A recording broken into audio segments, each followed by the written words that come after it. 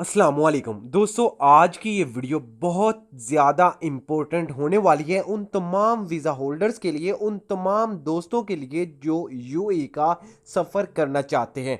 चाहे आप विज़िट पर जा रहे हो, चाहे आप वर्क वीज़े पे जा रहे हो, चाहे आप छुट्टी आए थे फिर वापस जा रहे हो, मुकम्मल डिटेल से आप लोगों को आगाह करने वाले हैं कि आज क्या नोटिफिकेशन जारी किया गया है और पाकिस्तानी को क्या करना चाहिए। लेकिन वीडियो को आगे बढ़ाने से पहले एक रिक्वेस्ट मैं लाजमी करूंगा दोस्तों, वीडियो पसंद आने की सूरत में अपने प्यार से हाथों से वीडियो को लाइक और चैनल को सब्सक्राइब लाजमी तौर पे कर लेना है, ताकि हर अपडेट्स जो भी आए सबसे पहले इसी तरह हम आप तक पहुंचाते रहे।